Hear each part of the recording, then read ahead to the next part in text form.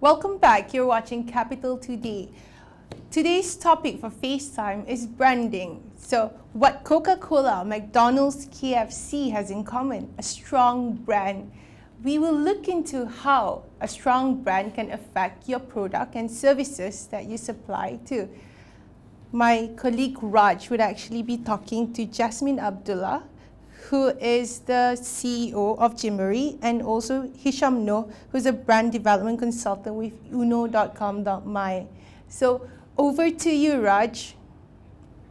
Thank you very much, Shikin, for the introduction. Yes, that's right. With me right now is Jasmine and Hisham, who's going to talk a bit about branding and the importance it plays with regards to your business or the services that you offer. Thank you for being on our show this morning on FaceTime.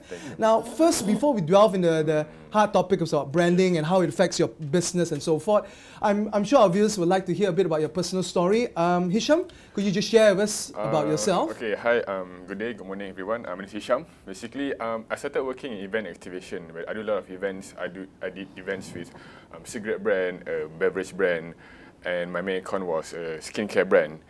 Then I changed slightly my industry. I changed to magazine sales, where I post to media owner. I mean, I know slightly in and out of media.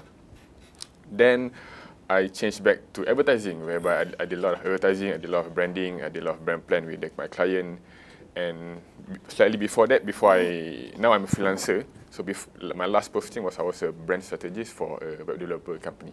Right, right. Sounds like you've been both sides of the coin. On one hand, you were on the client side, and on the other side, you were... No. Mostly I was on the agency side. Agency Just side. different side. I was in events, activation, I was in advertising, and I was in digital platform too. Right. I understand. Was this your interest from the very, very beginning? Like perhaps when you were studying, what got you into this industry in the first place? Yeah, honestly, I failed engineering before. Okay, vastly different.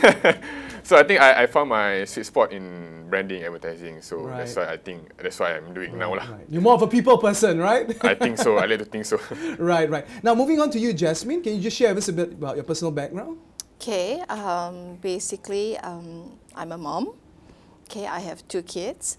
So my background before this, I was actually in electronics. So when Gymboree was introduced to me, I totally fall in love with it because I wanted to raise my child according to the Gymboree ways.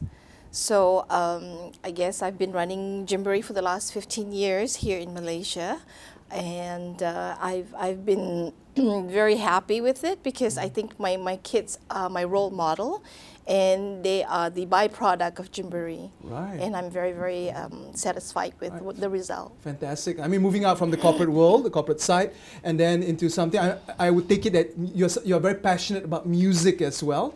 Yes. Everything about fun, play, music. I'm a big child. I'm a big kid, basically. I'm sure your kids will love to hear that as well.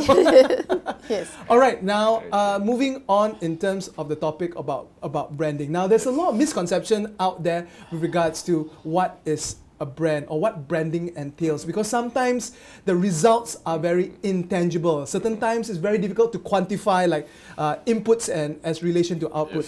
Hisham, can you just share with us a bit about how would you define branding? Okay, I think the issue now is people can't really differentiate between marketing and branding. Branding is what you are. Okay, like I'm Hisham. I always with this hair. Whereby marketing is like, hey, like me because I have this hair. So a lot of people confused of that, and because of this confusion, either small, medium, or even big corporation can't really differentiate that, and eventually people don't know their brands and they're not making sales, and that's what they are now lah. And also, since you don't know the difference between that, then your competitor will overstep you, and basically they making more money, and you just being stagnant. Maybe you increase a bit, being stagnant, or you just gone in the industry. Right. So it's very important to have a very clear distinction about what your brand. Of course, one brand which comes to my mind, which we're talking about in the early news, is Apple, which has one of the strongest brand in the world. Nike would be another good example, and of course Malaysia Air Asia, because of the accolades and in terms of what it has accomplished in the last 12 years, you can see that the brand is very strong. Yeah, basically, if you look at Asia, okay, you need to Apple. Apple is in US, so you leave our local brand Asia. They've done a lot of stuff. They invest a lot of stuff. I mean, people know them as, okay, we are cheap, join us. Okay, we are cheaper than other flight company. Airlines, yeah. Airline company, sorry.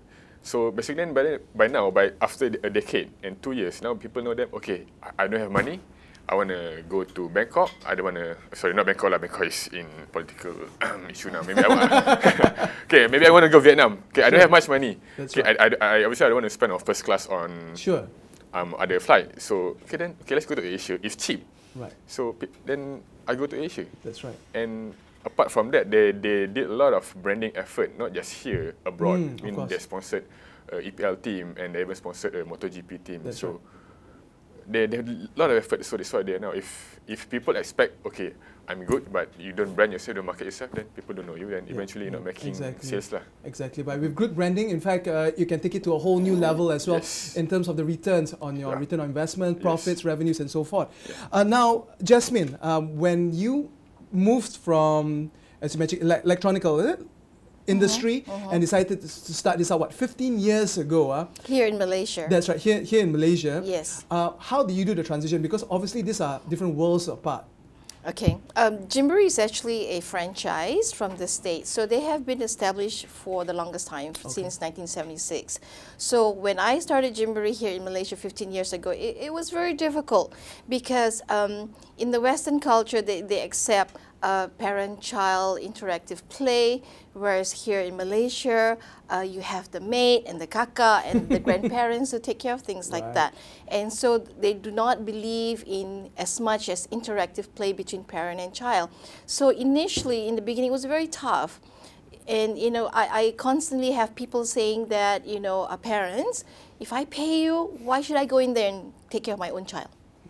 Okay, so it was very rough in the beginning, 15 because of the mindset. It's the mindset. It's a different culture. It's a different way of life altogether. So it has taken some years to cultivate the importance of child development, parent-child bonding, interactive play, learning while playing, playing with purpose, and things like that. Right. Yeah, so being that, you know, Gymboree has been around for the last 15 years, so it took some time to educate the people. True. I think conventionally in Malaysia, for example, if like, for example, sending to music lessons, you drop off the kid there, the kid stays there for the next 1 hour to 2 hours, you come back, you pick him or her up, and that's it, right? So majority of the business is like that. Majority of the business is like that, but with Gymboree, it's different. You have to be there with your child. Right. You are the leader of your child. Right. You bond with your child. Right. So in some ways, it's like when you grow old later, you want your child to come and take care of you too, rather than assign a maid to take care of the parents. So it works both ways. So how you treat your child now is hopefully how your child will treat you. Yes. So in some ways, return in your investment. Right. Very, very good point there. Looking at it from a very business context as well. Now, with regards to the parent itself, do they partake in the music activity? Yes. Play the instruments or? It's not because this business is a child development. We start from newborn. Sure. Oh, wow. So from newborn to 5 years old. So it's about, we have several programs like play, music, arts, yoga, and sports. So parents are there with them for 45 minutes, taking the lead, playing with them, and even learning the children's behavior and how to cultivate them, to share, to build confidence. So basically what we're doing is not just learning about the basic skills, we want the children to master the basic skills because confidence, independence, socialization, discipline goes a long ways. Right. Rather than, we're not focused in academic at all. Fair enough. Because, you know, your ABCs, your 1, 2, 3s, there's how many sets of ABCs is there? Right. You know, but the confidence, the independence that harnessing that creativity as well from within. Yes. Now, we were talking about branding as well. Now, 15 years ago, you obviously saw this opportunity because you brought this franchise into Malaysia. What was it about the brand which attracted you? Now, this is a interesting perspective because it's a real-life example as well. Gymboree has been around since 1976. So they have established the brand in the States. They're very popular. Now there's about close to 700 Gymborees worldwide in 43 countries. So coming to Malaysia, they're not new. to the worldwide market. But to Malaysia, it's new. Yeah. I fall in love with it because it's a proven brand. And the programs is, it was brought by a mom, the founder of Something Gymboree. you can relate to? Yeah, yeah. She herself have 2 kids, and she wanted a safe place to play with her child. So even the instruments, not only the instruments, the equipment are designed by the expert. By Jay Beckwith, and he's the guru of playground equipment. So he's also responsible in designing the equipment for Disneyland, for example. Right. So they're very established program. It's a well-proven program, lesson plan, equipment. So it has grown over many decades, 37 years. That's right. So it has proved time and time again that it works. That's right. So it's, as you can see, it's reputable and credible, which is very, very essential when doing business. So, right. Hisham, coming back to you, we can see Gymboree as a very, very good example, yes, whereby if everything is in place, it somewhat, the brand will actually grow on its own, right? Yes. Very naturally as well. Sorry, can your question again? That's right. So with regards to this kind of thing, we can see that the brand can actually grow on its own as well. Yeah, it is because I think they've been around. That's right. Brand development doesn't take a week or month. It take a decade or more. Okay. But the good thing about Gymboree is I think their name is quite quite catchy. So Gymboree, then maybe so there's gym there, and then there's Boree, then very. Actually, names are so very important, yes, right? Yes, it is name. In terms and I think they have their good USP. I mean, their unique selling point. That's and yeah, if they are targeting to the right market, then people will come, and you don't really have a problem in doing branding or other marketing stuff. Right. That's true. Now with regards to brand, it is an own right. Let's say you can brand anything. You can brand a person, you can brand a product, you can brand a service. Now let's say someone has just come into the market for the first time. Okay. Like in Jasmine's case, it has already been there worldwide, so it's somewhat easier because there's a track record. Now, there's a reputation there. That's a reputation. That's hopefully a good reputation at that. Now, for something new to come into the market, and then you want to start off to build the brand, what are the first things a person should look at? I mean, the first thing, okay, you are new. Only your friend know you. That's right. The whole of Malaysia. Okay, don't talk about the world. The whole of Malaysia didn't know you. So, first you need to know what are you selling. For example, you're selling what product you're selling, and you must know your product. And okay, what does your product what's your uniqueness about your product compared to other products? Unique selling point, for example. Unique selling point, okay. How to differentiate it. And also then from then, you need to select your target audience, okay? Because then if you're meeting the wrong target, you're gone. If you're meeting the right target, you're making money. Right. And also then you're doing your brand development deck, okay? Basically your brand development plan, okay? or your strat planning. How you need to develop brand, how do you want people to know your brand? Sure. And from basically you do a lot of research. Okay. Then from that on, then you can go out to the world. And basically, I'm not saying that it will work out. You can have a try, because if you don't try, you don't know. Sure. Then hopefully once you go out to the people, you have your marketing plan, you have your activation ideas, and either online, offline, or even as simple as through word of mouth, then you can be there. Right. Because in some cases, especially the more traditional businesses, they believe I come up with a good product or a good service, it will sell itself. I don't really have to do anything. Actually, that's a wrong mindset, especially in today's modern day and age. Maybe it works like a decade ago, 10 years ago. Maybe not now, because now, I think what's happening now in the market is there's internet, there's Google. That's right. People heard about you. Time to time, people will search for you in Google. And obviously, with Malaysian mindset now, okay, do you have an issue before? What's a problem? Is people complaining about problem?